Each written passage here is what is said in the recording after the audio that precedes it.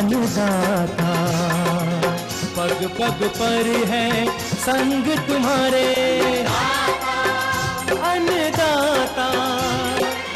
लहू किसानों का बन के पसीना सींचता है धरती का सीना।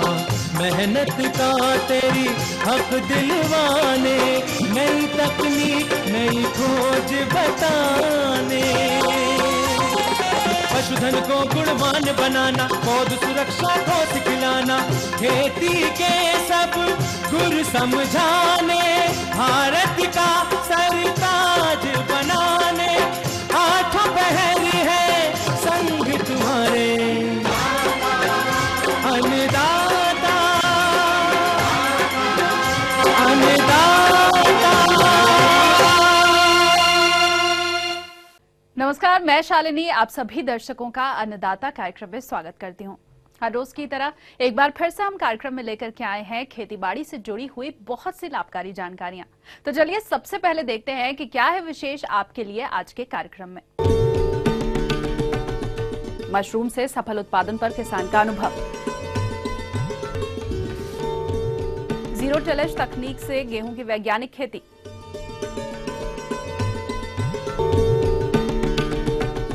अधिक पैदावार हेतु लहसुन की वैज्ञानिक तरीके से खेती,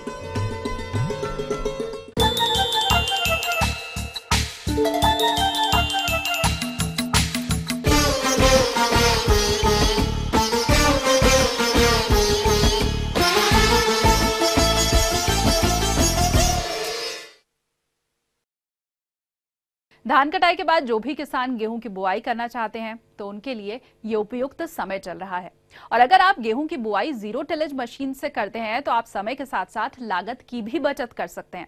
तो आइए जीरो टिलेज मशीन तकनीक द्वारा गेहूं की बुआई पर विस्तृत जानकारी लेते हैं एक कृषि वैज्ञानिक हरि किशोर मंडल से। किसान भाइयों, अगर जीरो टिलेज यंत्र के द्वारा हम अगर गेहूं की खेती करते हैं तो इससे आप 25 से 300 रुपया प्रति हेक्टेयर की दर से बुआई में बचत कर सकते हैं। और दूसरी बात है कि इन जीरो टिलेज यंत्र के द्वारा जब हम खेतों में लगाते हैं तो पंक्ति से पौधे को लगाते हैं। और जीरो टिलेज यंत्र जो है या इसमें आप ट्रैक्टर चालित जो होता है 9 फार का और 11 फार का होता है। इसमें एक खाने में बीज डालते हैं और दूसरे खाने में जो उर्वरक गेहूं में डालते हैं वह इसमें मिला के डालते हैं। इसमें सभी फाल के नीचे एक पाइप लगी होती है और नीचे एक चक्का लगा रहता है जिसके द्वारा इसको हम खेतों में ले जाने से पूर्व इसको कैलिब्रेशन कर लेते हैं कि प्रति एकड़ जो और प्रति हेक्टेयर जो बीज की मात्रा जो डालनी है और उर्वरक की मात्रा डालनी है या ज़मीन पे ही शक्ति चक्र को चला के इसको एडजस्ट कर लेते हैं। किसान भाइयों, गेहूं की लगाने के लिए या एक किसानों के लिए जीरो टिलेज यंत्र एक वरदान है और भारत सरकार के द्वारा इस पे 30,000 प्रति इकाई के दर से अनुदान भी है। किसान भाइयों, इस यंत्र के द्वारा गेहूं में जैसे कि आप धान की कटनी कर लेते हैं, धान के कटनी के बाद जो आपके खेतों को तैयार करने में 20 से 25 दिन का समय लगता है, वह समय की इसके बचत हो जाती है। और ऐसे खेतों में जो ऊंचे नीचे हैं उस खेतों के लिए ये यंत्र उपयोगी नहीं है। खेत समतल होना चाहिए। और धान की आप जब भी कटाई करें, जिन खेतों में जीरो टिलेज यंत्र से हमको बुआई करना होता है, उसको हम जो पौधे होते हैं उसको जड़ से 6 इंच ऊपर छोड़कर धान की कटाई कर लेते हैं। धान के कटाई के उपरांत सबसे पहले है कि समय पे बुआई के लिए जो किस्में हैं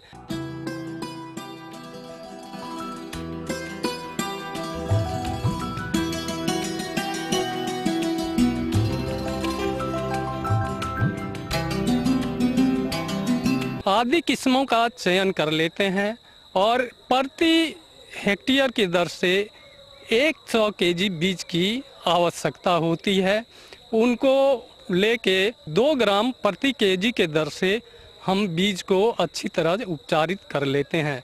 उपचारित करने के उपरांत हम जो जीरो टिलेज यंत्र लगाए हुए हैं उसमें एक खाने में हम गेहूं डाल देते हैं और दूसरे खाने में जो फर्टिलाइज़र है हमारा, जैसे कि गेहूं के लिए 120 केजी नाइट्रोजन प्रति हेक्टेयर की दर से आवश्यकता होती है, 60 केजी फास्फोरस एवं 40 केजी पोटास प्रति हेक्टेयर की दर से आवश्यकता होती है। इसमें से नाइट्रोजन की आधी मात्रा और फास्फोरस और पोटास की पूरी मात्रा थोड़ा थोड़ा उस दोनों खाने में बीज की आवश्यकता अनुसार जो खाने बने हैं उसमें डाल देते हैं और ट्रैक्टर जब चालू हो जाता है चलाते हैं। ये सामान कंट्री के तरह नहीं, धीरे धीरे इसको हम चलाते जाते हैं और यह भी ध्यान रखते हैं कि चलते समय इसमें जो पाइप प्लास्टिक लगी रहती है उसके द्वारा समान रूप से बीज गिर रहा है कि नहीं गिर रहा है।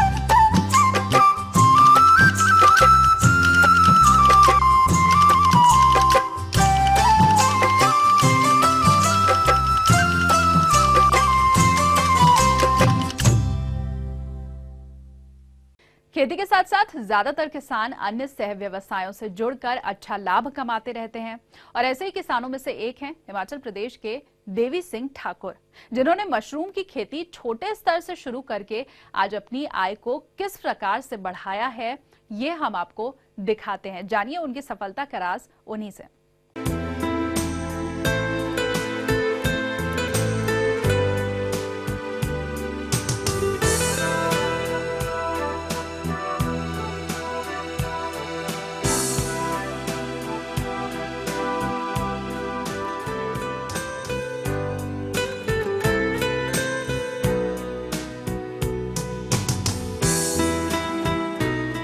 मेरा नाम देवी सिंह ठाकुर है।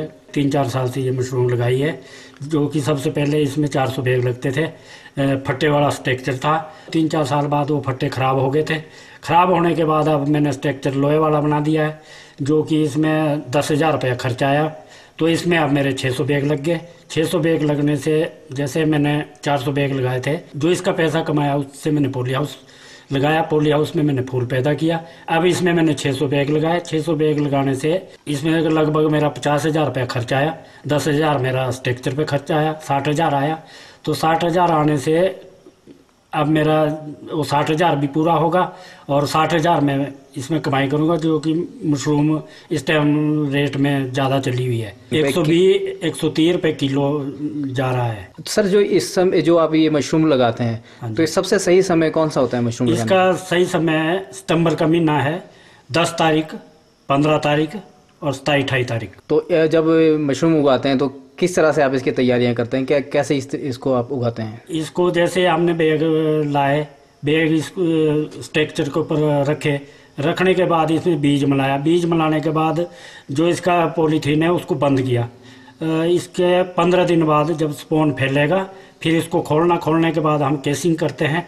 केसिंग के 32 दिन बाद मशरूम पिनिंग शुरू होती है और मशरूम चढ़नी शुरू हो जाती है। तो इस टाइम हमने मशरूम कम से कम 32 दिन के बाद इसमें 2.5 कुंटल से थोड़ा सा ऊपर निकाल दिए। तो अब दूसरा फ्लैश हमारा तैयार है। तो 2.5 कुंटल, उसके बाद 2.5 कुंटल और निकल जाएगी। इसमें कम से कम हमारी मशरूम 10 की कुंटल निकलेगी।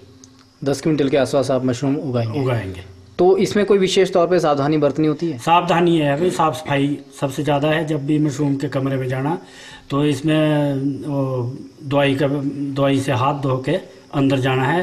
पाँव में मतलब कोई चीज़ अंदर ना जाए जो कि हमारी मशरूम ख़राब ना हो। टेम्परेचर इसका कम से कम 20 से नीचे, 20 तक भी ठीक चल पड़ेगा और 15 से ऊपर, उससे नीचे आएगा तो आपकी मशरूम पैदा नहीं होगी। अगर ऊपर ज़्यादा चल जाए तो मशरूम आपकी ख़राब भी हो सकती। तो मशरूम के लिए किसी तरह की रोशनी की ज़रूरत होती है क्या? इसकी रोशनी तो नहीं, अंधेरा चाहिए। जितना अंधेरा होगा उतनी बढ़िया होगी। तो टेम्परेचर मेंटेन करने के लिए आप क्या करते हैं? टेम्परेचर मेंटेन करने के लिए हमारे को अब ऐसा है, हम तो गरीब किसान हैं, मोटर तो हम खरीद नहीं सकते। तो इसमें हम स्प्रे द्वारा दीवारों की सिंचाई करते हैं। पॉलीथीन बाहर से सिंचाई करते हैं, मतलब मॉइस्चर बना हुआ चाहिए इसमें। एक बैग से आपको कितनी मशरूम जो है उग जाती है आपके? कम से कम 1 किलो 800 ग्राम, बस तो 2 किलो भी निकल सकती है अगर ठीक टेम्परेचर हो। तो ये आप डायरेक्ट मंडी में बेचते हैं तो क्या आपको रेट इसका मिल जाता है कम से कम? कम से कम 100 से तो ऊपर ही चलता है, 100 से नीचे नहीं आता है। तो कोई और विशेष सावधानी इसके लिए बरतनी होती है? बस विशेष ये है भाई उसका टाइम टेबल, जैसे हमने इसका टाइम रख रखा 2 बजे तड़ाई करनी, तो 2 बजे दूसरे दिन होनी चाहिए। अगर 2 बजे से हम 4 बजे तड़ाई करेंगे तो आपकी मशरूम खराब हो जाएगी। कैसे मालूम पड़ता है कि अब ये जो मशरूम ये तोड़ने योग्य होगी? जब मशरूम पूरी गोल होगी तो समझो तैयार है।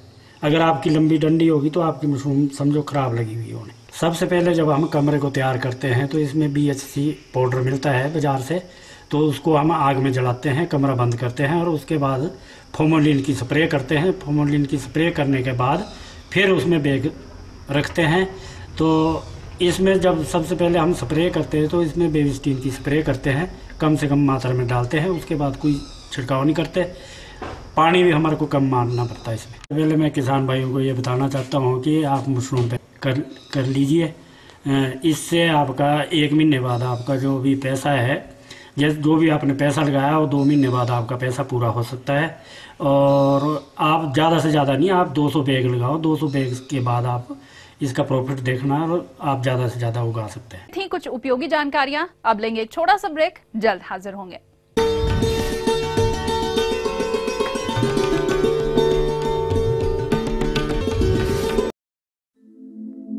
दुनिया के नक्शे पर यह है इंडिया मेरी जान।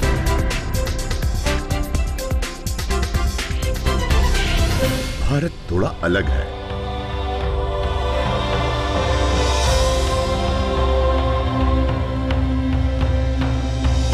देखा आपने, इतना सा भी छूट जाए तो सच अधूरा रह जाता है।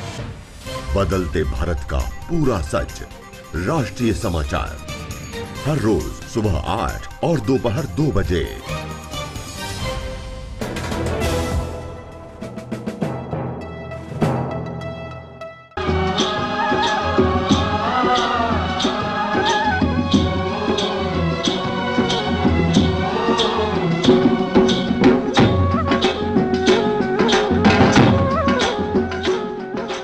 ब्रेक के बाद आप सभी दर्शकों का एक बार फिर से अन्नदाता कार्यक्रम में स्वागत है। बढ़ते हैं अगली प्रस्तुति की ओर।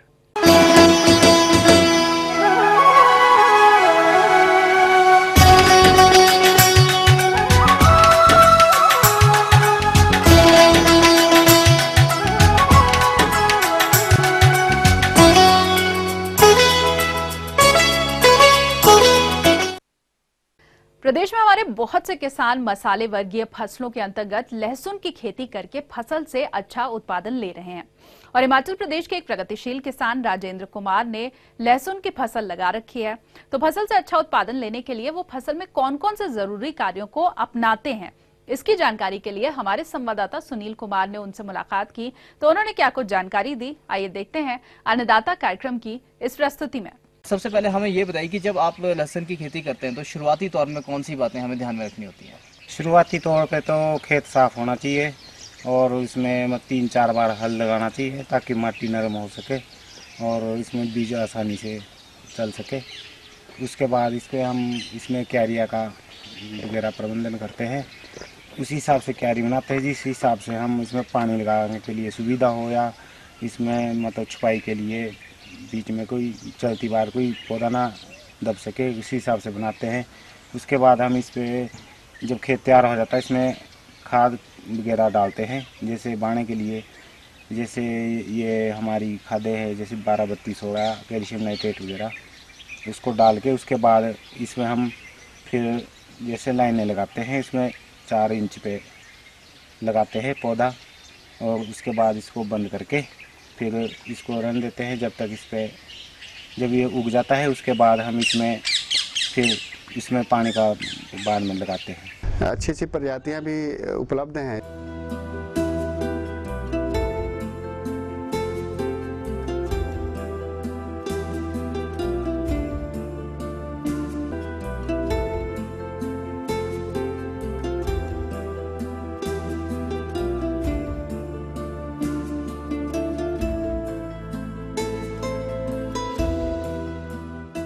इसकी जो मात्रा है, जो कली की जो मात्रा अपन कली की चौपाई करते हैं आपको पता है, तो ये 5 से 6 क्विंटल प्रति हेक्टेयर के हिसाब से बीज दर इसकी मानी जाती है।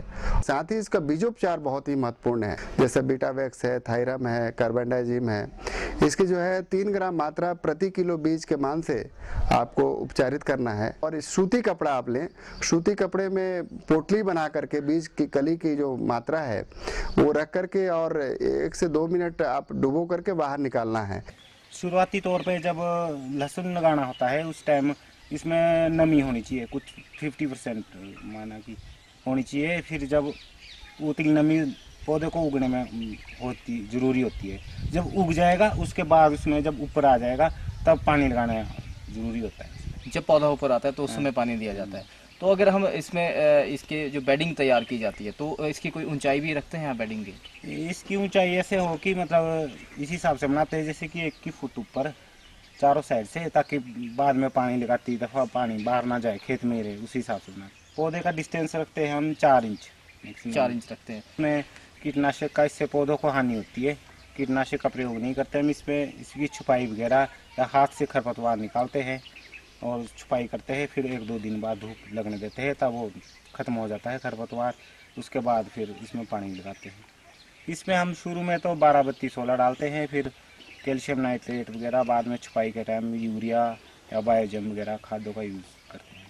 कीट इसमें वैसे बाद में लगता है, शुरू में तो इसमें कोई ऐसा नहीं होता है। बाकी इसमें पीलापन आ जाता है कई बार पौधे में, उसके लिए हम कोई भी फफूंदनाशक कर लेते हैं यूज़। इसको 15 सितंबर के बाद शुरू हो जाता है लहसुन रोपाई का काम, और अक्टूबर में चलता रहता है। तो अभी आपने जैसे ये यहाँ पे लहसुन लगाया है, तो इस खेत में आपने कितना जो है पौधे इसके जो कितना किस हिसाब से लहसुन आपने लगाया है? ये तो किलो के हिसाब से लगता है। इसमें मैक्सिमम 60 किलो के आसपास लहसुन लगा हुआ है। इसमें 8 के महीने लग जाते हैं। इस टाइम इस पे लागत आ गई है क्योंकि बीज 110 रुपये किलो हमारे को पड़ा, तो इस पे आई कोई 7,500-8 हज़ार का बीज आया। फिर 2-2.5 हज़ार की बुआई, इसमें बुआई के टाइम खाद डली है। ये अभी तक इस पे जितनी लागत आ लास्ट तक इस पे आई जाती है 5-6 हज़ार की खाद। बाकी बीज तो एक बार जो लग गया सो लग गया। यानी कि हम मान के चलें कि 10,000 की लागत आप पर आपकी जो इसमें आ जाती है, तो 10,000 लागत लगाने के बाद कितना मुनाफा जो है आप 8 महीने में कमा लेते हैं? 8 महीने पे जैसे कि रेट ठीक मिल जाए तो 1-1.5 लाख रुपए तक मुनाफा बन सकता है। तो और कोई विशेष बातें इसमें जो ध्यान में रखनी होती है, जो फसल तैयार हो रही होती है, तो किसानों को आप बताएं। इस पे ऐसा होता है कि जब इसकी पटाई का टाइम आता है लास्ट में, तो इसको मतलब नमी से पहले उखाड़ना पड़ता है, बारिश से पहले। नहीं तो ये इसका खिल जाता है, ये इसका गांठ नहीं रह पाती है, तब इसका बीज अलग अलग हो जाता है। उससे नमी से पहले इसको उखाड़ना पड़ता है और सुखा के इसको 1-2-4 दिन बाद इसको फिर मंडी ले जा सकते हैं।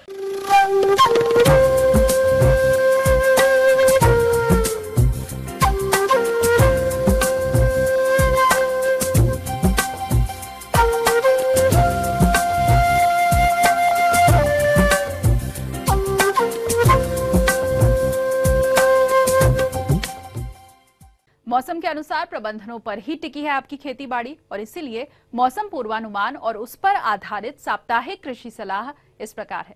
एक वेस्टर्न डिस्टर्बेंस जो आया हुआ है वो जम्मू कश्मीर के ऊपर एक सक्रिय है, और हमारे इलाके में भी उसका थोड़ा असर आएगा। और कल जो शाम को जो बूंदाबांदी हुई है उसका हमारे जो है वेस्टर्न डिस्टर्बेंस पश्चिमी विक्षोभ की वजह से हुआ है। जहाँ तक फ़ायदा और नुकसान की बात है, जहाँ थोड़ी सी ज़्यादा बारिश हुई है, वैसे लगता यह है कि थोड़ी हल्की बूंदाबांदी हुई है। जहाँ थोड़ी ज़्यादा बारिश हुई है वहाँ कुछ इलाकों में थोड़ा नुकसान भी हुआ, क्योंकि अभी कई जगह मैंने देखा है कि चावल की फसल भी जो पकी हुई खड़ी है खेत में, और नरमा की चुगाई भी कई जगह चल रही है, तो उन क्रॉप में थोड़ा नुकसान हो सकता है।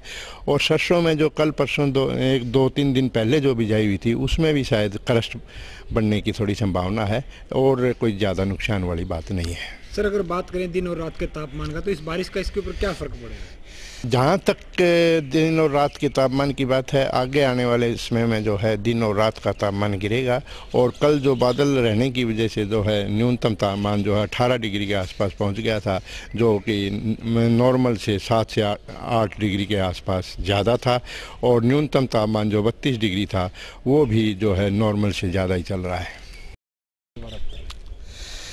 जहाँ तक इस मौसम का जो पशुओं पर असर है, अभी तक वो बात नहीं है कि पशुओं का ज़्यादा है, क्योंकि हम देख रहे हैं कि पशुओं का जो है न्यूनतम तापमान ज़्यादा नुकसानदायक होता है। लेकिन अब जो आजकल जो न्यूनतम तापमान वो 6 से 7 डिग्री ज़्यादा ही चल रहा है, तो अभी पशुओं को उसके बारे में कोई चिंता करने वाली बात नहीं। लेकिन ये देखा गया है कि सुबह शाम अगर उनको थोड़ा अंदर बांध लें तो ठीक है, उससे थोड़ा सर्दी से बचाव हो सकता है, और ऐसी कोई नुकसान वाली और बीमारी वाली कोई बात नहीं। आगे और भी कुछ रोचक जानकारियां, पर यहाँ पर रुकेंगे एक और ब्रेक के लिए, जल्द हाजिर होंगे।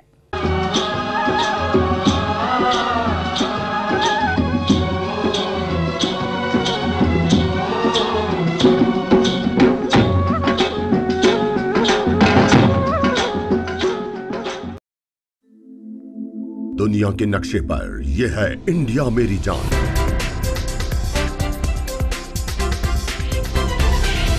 भारत थोड़ा अलग है।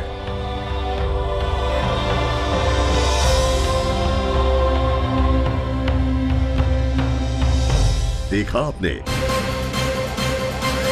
इतना सा भी छूट जाए तो सच अधूरा रह जाता है। बदलते भारत का पूरा सच, राष्ट्रीय समाचार, हर रोज सुबह 8 और दोपहर 2 बजे।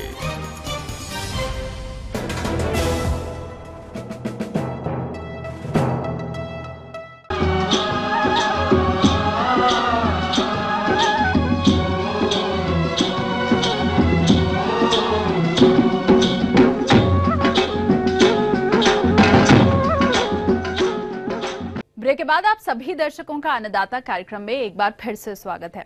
और चलिए अब रुख करते हैं अगली कड़ी की ओर।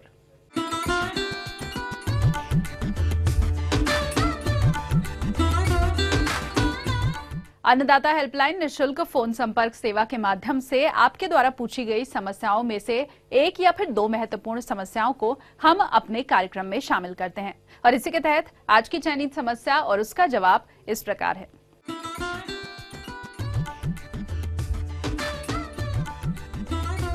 मेथी एक ऐसी फसल है जिसको हम औषधीय रूप में काफ़ी प्रयोग में लाते हैं। तो आज हम बात करेंगे कि हम किस प्रकार मेथी का सफल उत्पादन कर सकते हैं। किसान भाइयों, मेथी एक बीजी मसाला फसल है और इसको हम सर्दी के मौसम में लगाते हैं। इसके लिए कम तापमान, मध्यम तापमान और अधिक तापमान होने पर इसकी हमें जितनी उपज मिलनी चाहिए उतनी उपज मिलती नहीं है। तो ऐसे क्षेत्र जहाँ तापमान कम रहता है और सिंचाई की समुचित व्यवस्थाएं हैं, मृदा जिसमें अधिक क्षार नहीं है, सामान्य मृदाएं हैं, जल निकासी की उचित व्यवस्था है और जीवांश खाद पर्याप्त है, उन क्षेत्रों के अंदर हम मेथी का सफलतापूर्वक उत्पादन कर सकते हैं। किसान भाइयों, जहाँ तक भूमि की तैयारी का प्रश्न है, चूँकि बीजीय मसालों की बुआई हम अधिक गहरी नहीं करते, शेष फसलों में तो हम 5 से 6 सेंटीमीटर तक गहरी बुआई कर सकते हैं, लेकिन इनकी बुआई हम 2 से 2.5 सेंटीमीटर से अधिक गहरी नहीं करते। तो इसके लिए हमें खेत की विशेष तैयारी का ध्यान रखना है।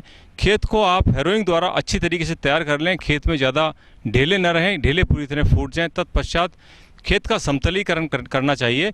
जिन क्षेत्रों में दीमक की समस्या है उन क्षेत्रों के अंदर क्यूनाल्फास या मिथाइल पैराथियन पाउडर 20 से 25 किलो प्रति हेक्टेयर की दर से मिलाकर हम भूमि की तैयारी करते समय मिला दें। इससे हमें भूमिगत कीटों के नियंत्रण के अंदर काफ़ी लाभ मिलता है। तो भूमि की तैयारी के पश्चात हमें लगभग अक्टूबर से नवंबर के मध्य इसकी बुआई की जानी चाहिए। अक्टूबर के अंतिम सप्ताह से लेकर नवंबर के प्रथम व द्वितीय सप्ताह तक हम मेथी की बुआई कर सकते हैं। इस समय तापमान काफ़ी नीचे आ जाता है। किसान भाइयों, इसकी जो प्रचलित किस्में हैं,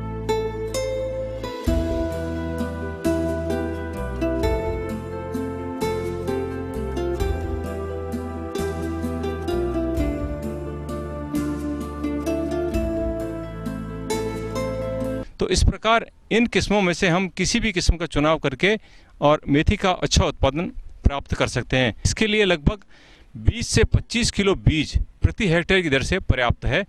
ध्यान ये रखना है हमें कि भूमिगत और बीजोड़ फफूंदी वाले रोगों से बचाने के लिए बीज को आप प्राथमिक रूप से उपचारित करके, अर्थात बीज में टीका लगाकर ही बीज की बुआई करें। इसके लिए करीबन 1 ग्राम कार्बेंडाजिम और 2 ग्राम थायरम नामक दवा प्रति किलो बीज के साथ मिलाकर तत्पश्चात इसकी बुआई करना लाभदायक रहता है।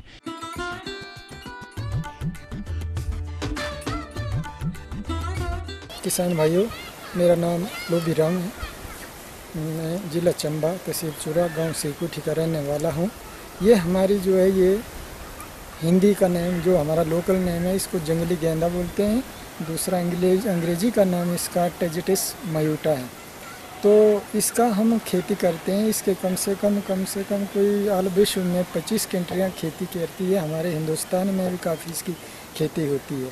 तो हमने 2-3 साल हुए इसकी खेती करते हुए काफ़ी पैसा कमा रहे हैं हम किसान भाइयों। हमने इसकी जो खेती की शुरुआत की, हमने ये 2013 में इसकी शुरुआत की। हमने इसका सीड जो है वो यूनिवर्सिटी से, पालमपुर यूनिवर्सिटी से मंगवाया था। आजकल जो हम इसकी खेती जो है हम काफ़ी ज़ोरों पर कर रहे हैं। तो इसका तेल की काफ़ी डिमांड है। पिछले साल भी हमने काफ़ी तेल निकाला, 40 किलो तेल हमने बेचा इसका और अच्छा दाम हमें प्राप्त। किसान भाइयों, इसका जो खेती करने का तरीका है, जैसे हम मक्की के लिए, गेहूं के लिए खेत तैयार करते हैं, उसी तरह इसका खेत जो है वो तैयार करना। 2-3 बार हल चला करके इसमें गोबर की खाद डाल करके फिर इसको लाइनों में लगा करके 2-3 फुट का गैप दे करके लाइनों में लगा करके इसकी खेती की जाती है। जब जर्मिनेशन हो जाती है, इसके पौधे उग जाते हैं, फिर थोड़ा थोड़ा हमारे पास पानी अवेलेबल हो तो पानी हमें सिंचाई इसकी करनी पड़ती है। और इसकी निदाई गुडाई जो है कर दी तो अच्छी, अगर नहीं भी की तो फिर भी ये फसल अच्छी हो जाती है। और ये अब अक्टूबर महीने में, नवंबर महीने में इसकी हम प्रोसेसिंग कर लेते हैं। इसका तेल अब निकालने के योग्य हो गया ये फसल। किसान भाइयों, जब ये हमारा पौधा अब तैयार हो जाता है तो इतनी टहनी हम इसका काट लेते हैं। तो सारे पौधों की इतनी टहनी काट करके हम इसका ऑयल निकाल लेते हैं और ऑयल हम फिर मार्केट में बेच देते हैं और हमें अच्छे इसके दाम मिल जाते हैं। अच्छा, रही बात दूसरी मार्केटिंग की, तो इसका मार्केट रेट हमें काफ़ी अच्छा मिलता है। बड़े बड़े शहरों में इसकी डिमांड है, विदेशों में डिमांड है इसकी। जैसे दिल्ली, बॉम्बे, कलकत्ता, मद्रास भेजते हैं हम इसका ऑयल और हमें अच्छे दाम मिल जाते हैं। इसकी खेती जो है ये 1 हेक्टेयर में लगा करके रखी हुई है। तो इसका हमारे पास कच्चा माल कम से कम कोई 100 क्विंटल निकल आ जाएगा। इसका ऑयल जो है हमारे पास 40 केजी निकल आएगा, जिसका हमें दाम 1 किलो का 10-12 हज़ार रुपये मिल जाएगा। तो हमारी इनकम ये 4-5 लाख रुपए आ जाएगी। किसान भाइयों, इसके लिए हमारे से कोई भी किसान भाई मदद लेना, किसी प्रकार की मदद भी लेना चाहता है, हमारे पास सीड भी उपलब्ध है, इसकी जानकारी भी उपलब्ध है, तो हमसे संपर्क कर सकते हैं।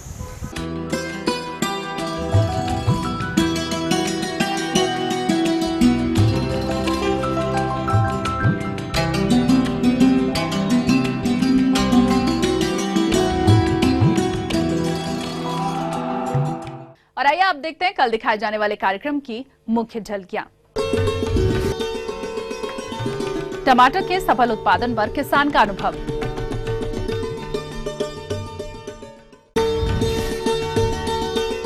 दुग्ध उत्पादन हेतु पशुओं के लिए जई और बरसीन की खेती। हम ये उम्मीद करते हैं कि आज का कार्यक्रम आप सभी दर्शकों के लिए उपयोगी रहा होगा। किसान भाइयों, अन्नदाता आपकी सेवा के लिए संकल्परत है। कृषि संबंधित समस्या और सुझावों के लिए आप हमें इस पते पर संपर्क कर सकते हैं। प्रोड्यूसर अन्नदाता, ETV, Haryana, Himachal Pradesh, Ramoji film city, Hyderabad 501512। साथ ही आप हमें ईमेल भी कर सकते हैं। हमारा ईमेल आईडी है annadaata.hp@etv.co.in। इसके अलावा हमारे निःशुल्क हेल्पलाइन नंबर 180010084599 पर सोमवार से शनिवार सुबह 10 से शाम 4 बजे के बीच आप हमें कभी भी संपर्क कर सकते हैं। तो फिलहाल अन्नदाता की पूरी टीम को दीजिए इजाजत। कल फिर से इसी समय आपसे मुलाकात होगी कृषि संबंधित कुछ और महत्वपूर्ण जानकारियों के साथ। नमस्कार।